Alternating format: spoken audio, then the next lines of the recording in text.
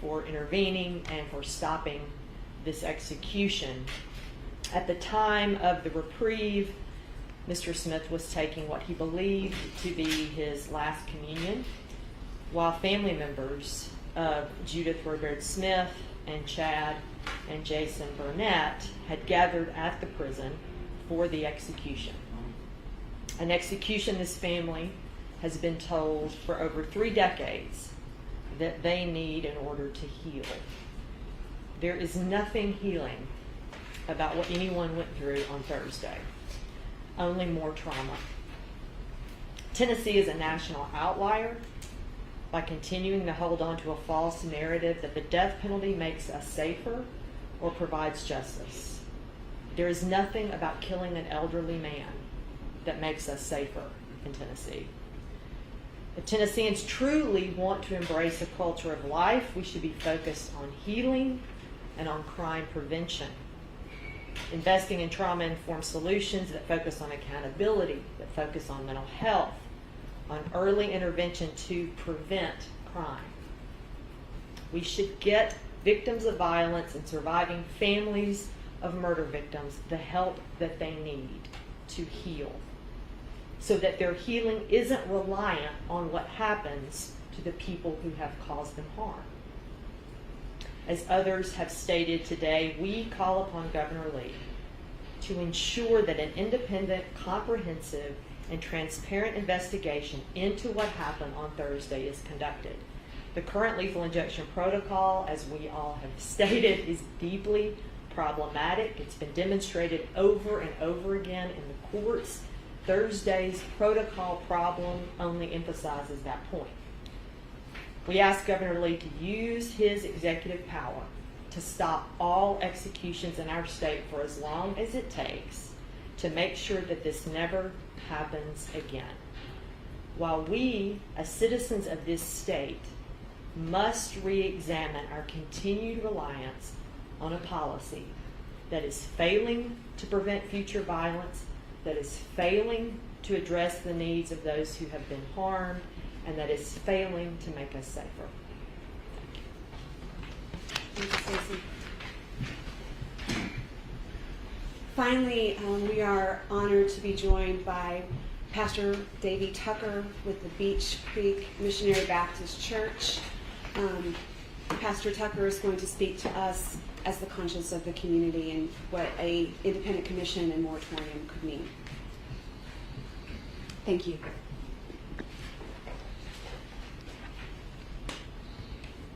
After hearing everything that has been said, a case has been made, Governor Lee, that it just seems to be the proper response to grant what this group is asking, that you provide a moratorium on executions in Tennessee until we get to the bottom of this. We're also grateful for the courage that you exhibited in stopping this state-sanctioned killing of Mr. Smith.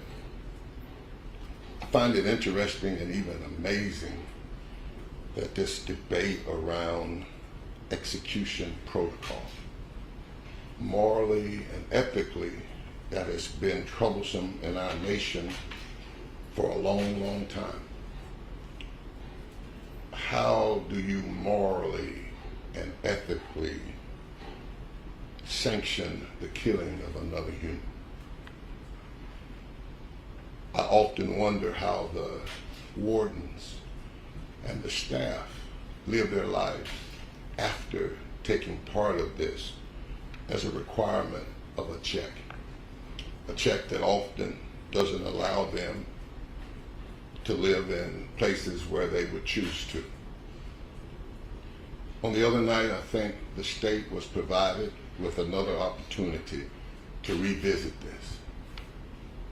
What we're asking for now is that you exercise your power, your ability to step in and put the brakes on this. As a person of faith, we know that real justice is never attained through a courtroom. Real justice, real societal justice, would negate the need for courtrooms. So until we can live out this end, until we can find how to be better together, to continue such a practice, not considerate of whether or not this inflicts additional pain, not only on the individual, but even on those who watch. As I listen to Stephen Hale talk about his experience, I would never want to see an execution. I think that is in and of itself an inhumane act that we're asked to do under the course of trying to achieve justice. This lies in your hands. Tennessee deserves more. Humanity deserves more. You claim to be a man of faith, so you must know that everything legal ain't right. You must know that everything legal ain't right. While you can quote all the statutes and everything to me, there's this thing that must be alive somewhere in you that makes you question this, or you would not have moved the other night. So we're just asking you to take one more step, just one more step. Put a moratorium on executions so that we can look into it, so that the secrecy and everything that goes around it is brought to light. It is unconscionable that we would use a drug to kill a human that is illegal to euthanize an animal. These are troubling times anyway.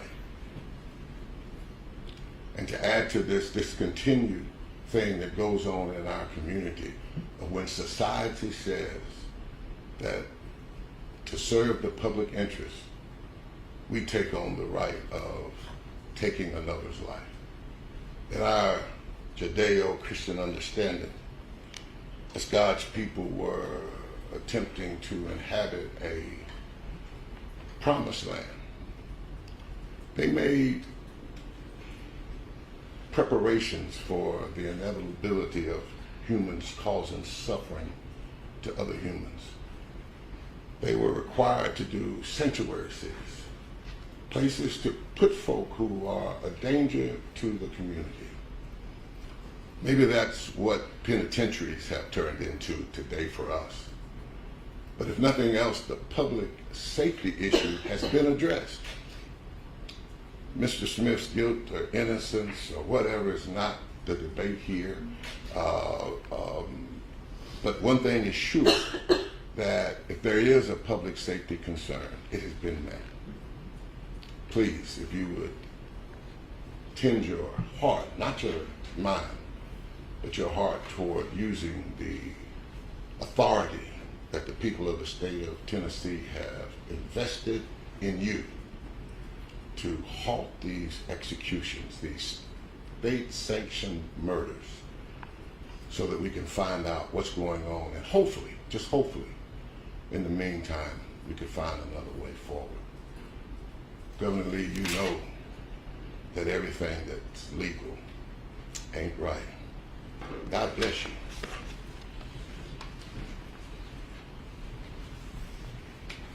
That concludes the speakers for today, and we're open to asking any questions of anyone here today, so open up to you all. Travis. Hi, Kelly. Do we know these drugs were compounded for sure? We suspect, based on public records requests, that at least 2 of the drugs were compounded, but we do not have final confirmation. The TDOC, have they ever sent to your office in the last 4 years since lethal injection and executions have started back up? Have they ever sent you that USP confirmation document before? Has not receiving it been a change in what has typically happened? So there's only been 2 lethal injections using, or 2 proposed lethal injections, no, 2, IRIC and Don Johnson. And I did not represent Mr. IRIC, so did not make that request. I have asked for it as his lawyer, but I did ask for it in public records requests, have not received that confirmation. I specifically asked for it in advance of the Don Johnson execution, which I witnessed, and was told that I couldn't have the documentation because it would lead to the identification of a participant in the execution. What I believe, based on additional public records requests, again, as you know, I'm happy to read through a lot of things that are blacked out, but it appears that the drugs used to execute Don Johnson did not pass USP quality. The governor's office has cited this week the impending end of the legislative session as one of the reasons why they haven't released any more details and don't plan to until Monday about what went wrong. I'm just curious, what do you make of that statement? I'm baffled by that statement. I don't see how the two are connected. Either we know what went on or we didn't. This continued secrecy only adds to uncertainty and certainly undermines any credibility that we could possibly have from any answers TDOC will finally give us on Monday. That's why it's so important that we have an independent commission appointed to look at exactly what happened and the problems with this protocol. Because as we've mentioned, every single time people in my office have raised a problem about the protocol, they've had to make adjustments. What happened, whether it's that they got the wrong drug, whether that they got the drug in the wrong potency, or whether or not the drug failed stability testing, all of that is predictable. We predicted it. We talked about it in the trial in 2018. So we need for somebody with a cooler head and who doesn't have an investment to be on this commission and look at this protocol, because when you look at the science, you will see that even if it works exactly as intended, it is torture. Yeah, Mariah. On the note of that independent commission, is there, an agency that already does this that you're hoping to call in, the formation of a commission for people within Tennessee? What would that look like in the ideal? I think the ideal commission would be somebody who, at the governor's discretion, it should not include prosecutors, it should not include defense attorneys, it should include scientists, medical professionals, people who understand chemistry and how these drugs work, and people who can look at protocols, again, from an independent, objective standpoint. Google is on the Zoom if you want to. That would be a good segue. Oh, wonderful. So Professor James Rubel, I thought, was unable to join us, but it looks like he is on the Zoom. So Professor Rubel is an expert in compounding these drugs and was a witness for us in 2015 when we talked about the need for independent testing and USP quality of drugs. Professor Rubel, thank you so much for being here. Could you maybe address this issue for our press colleagues here today about the importance of testing these compounded drugs and the risks using compounded drugs? Okay. Thank you very much, Kelly. Please let me know if you cannot hear me. I must say at first, I'm required to disclose that I speak in my own capacity, not as a member of my university, so I'm independent in that respect. I just briefly will state there's a fundamental but an incorrect presumption in our legal system that commercially manufactured drugs are equivalent to compounded preparations. While they may share a set of ingredients that are common, they're actually produced or prepared under very different sets of standards. And so we hear a lot about the USP standards. Commercially prepared drugs are manufactured under good manufacturing practices, which are hundreds and hundreds of pages of technical specifications. Compounded sterile preparations produced under the guidance or guidelines of the United States Pharmacopoeia, the main chapter that outlines the guidelines for compounding is 43 pages long. And so there's already a built-in difference in terms of the conditions under which these particular items are made or prepared. And so these things not only translate to inherent differences between these, but also the set of standards for training and learning the USP guidance can be highly variable from state to state. So adding in the elements of not having good transparency and understanding the source of the particular root chemicals, the training of the individuals who are preparing those, the validation of the formula or the recipe, if you will, that they're using, as well as the standards that oversee the facilities where these particular preparations are made, is fraught with a number of challenges that only having these things not being transparent adds to the complexity and adds to the uncertainty of their fitness for use. So these are the reasons that I hope can help to underscore the need why this press conference is important and why this dialogue needs to be had. And it needs to be stated as a condition of how we evaluate these particular entities and what their use is.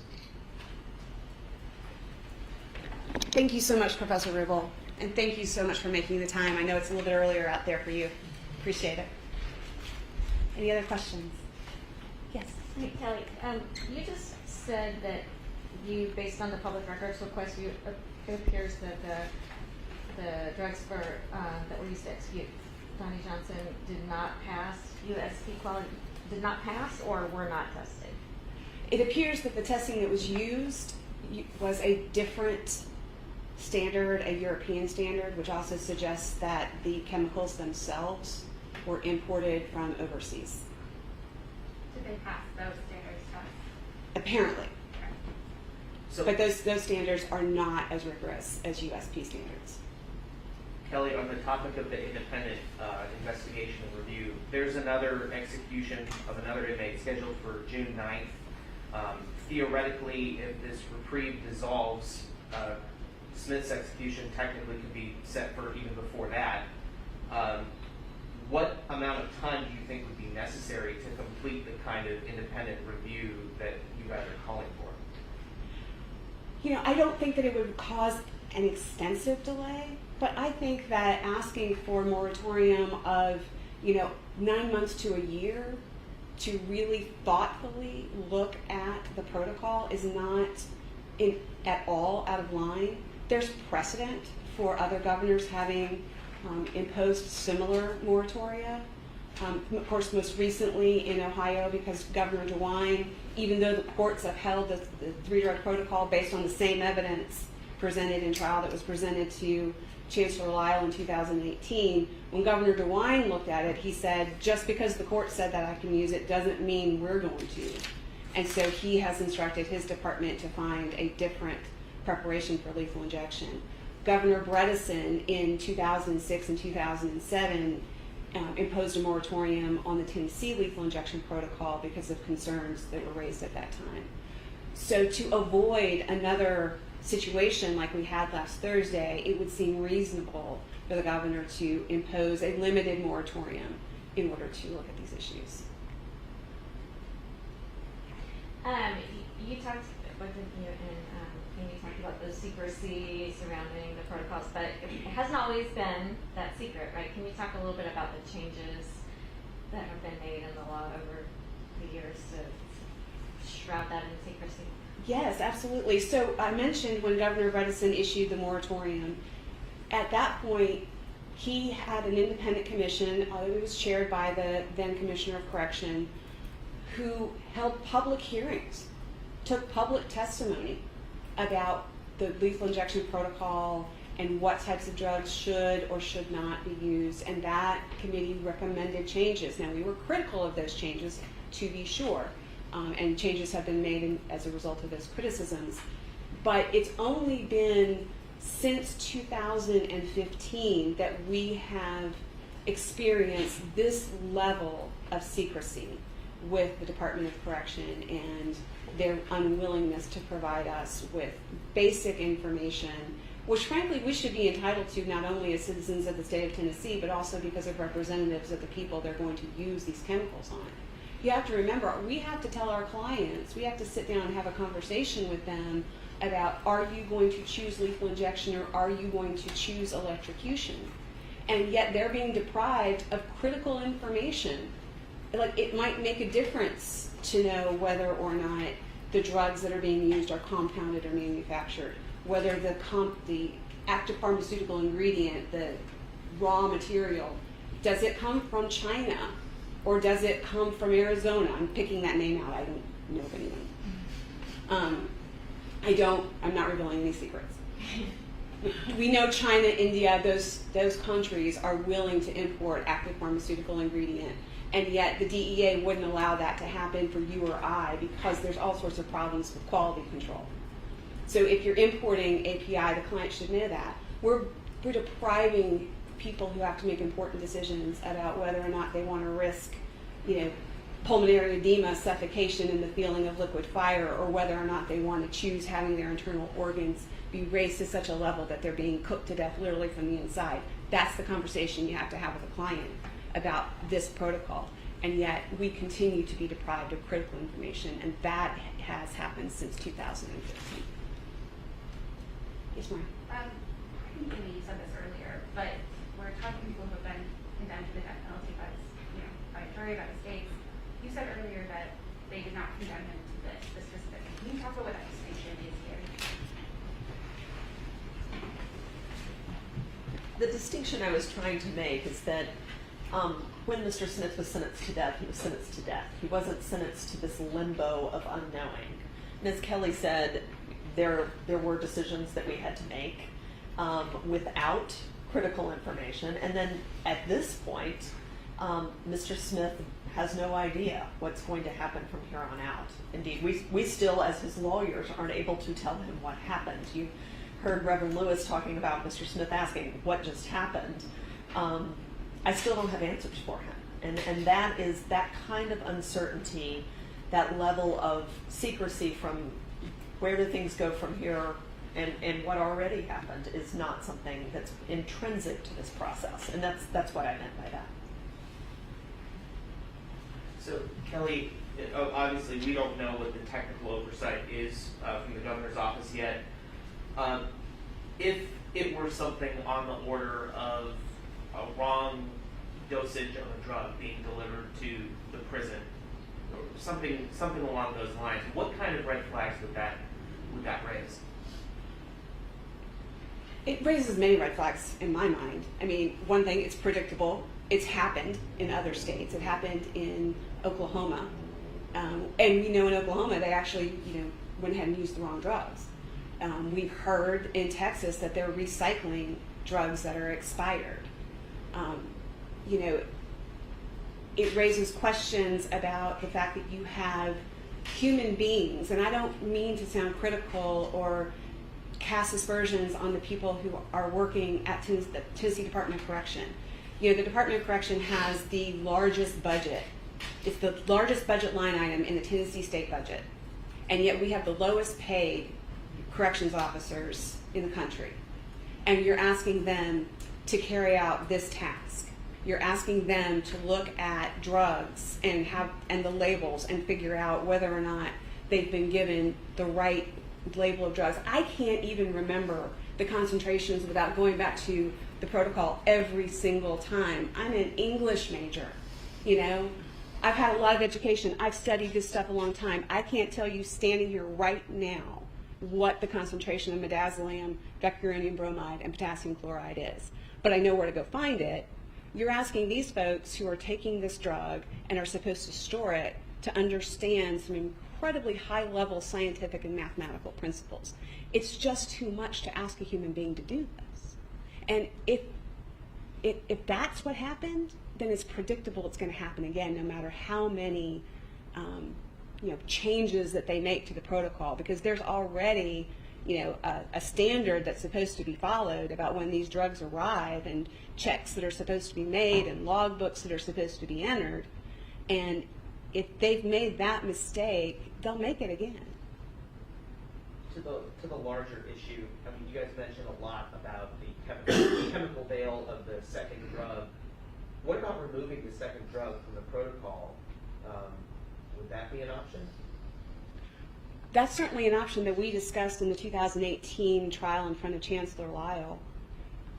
We believe speaking on behalf of clients of my office, that second drug is completely unnecessary, and that second drug actually works against protecting our clients and should be removed. It serves no purpose except to make the execution appear clinical and surgical to the people who are watching.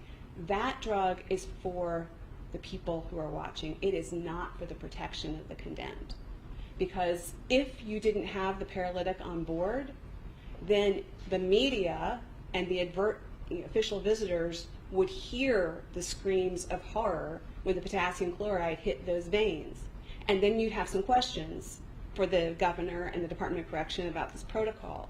But you put that chemical veil in, and then we're in a situation where people like us who have witnessed an execution are sitting there thinking to ourselves, are we watching a man being tortured to death before our eyes? And it's this eerie silence that's going on. The last Thursday, all day, all I could hear in my head was the voice of Don Johnson singing "No More Dying There." That is never going to leave my head, because in many ways that was Don letting us know he was still breathing, he was still alive. So you can timestamp when each of the drugs started to take effect. And then when he began to cough and he had a barking noise just before the paralytic took effect, we know that was the hemorrhagic pulmonary edema, and we know that he felt it. And what he felt afterwards, we would have known, but for the paralytic. There's no reason to have it. And in fact, it would at least shorten the torture by about 3 minutes, by just removing the time it takes to put that drug in. 3 to 5 minutes. Anything else? Chess? I have another question. For Reverend Lewis, is it? Yeah. You were saying he had the needle at his arm. Can you explain what you were saying? Well, it's really glad you're asking that. That's a metaphor.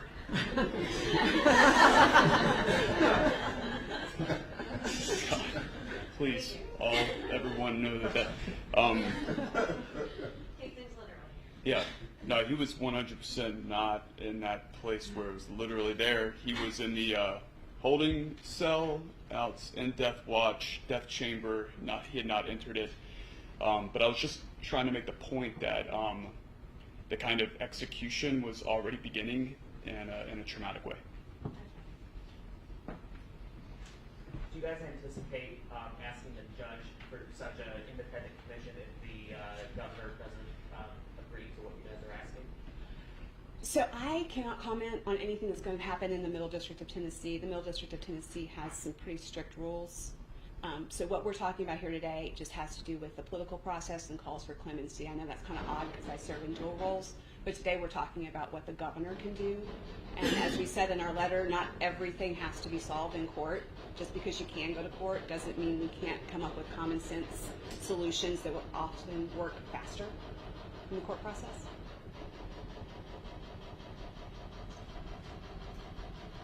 Thank you all so much for your time. I apologize for the jackhammers, but this is life in a public defender's office. So, thank you all.